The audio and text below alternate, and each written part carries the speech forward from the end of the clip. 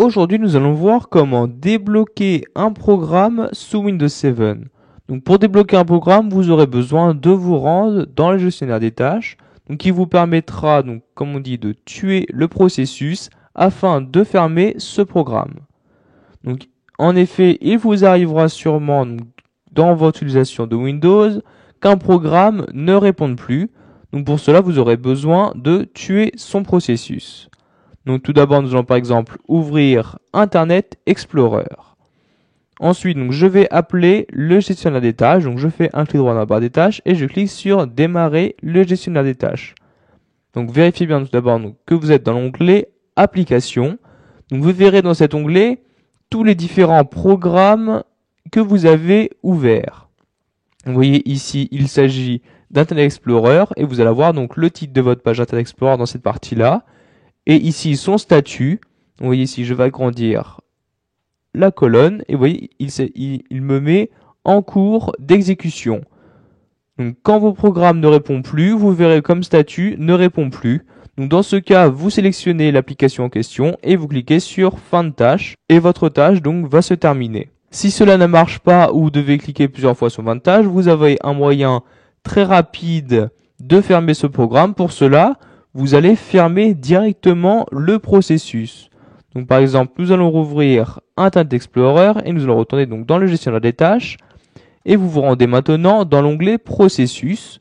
Donc ici se trouvent les différents processus actifs en ce moment dans Windows 7 et comme vous pouvez le voir ici, il y a eExplorer donc qui correspond à Internet Explorer.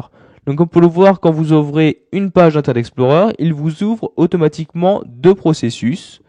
Donc vous pourrez voir la mémoire qu'il utilise dans cette partie-là. Donc vous avez une description du processus donc dans cette colonne-ci.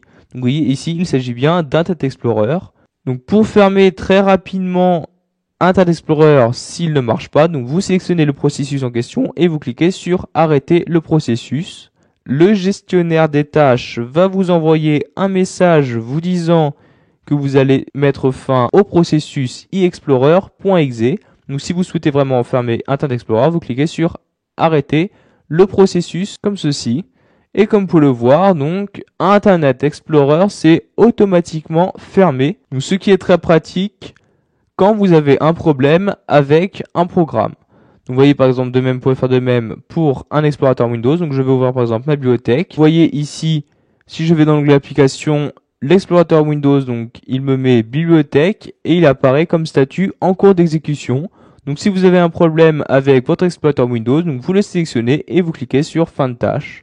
Donc vous pourrez faire de même pour toutes les applications ou logiciels ouverts sous Windows 7. Donc maintenant je vais fermer le gestionnaire des tâches.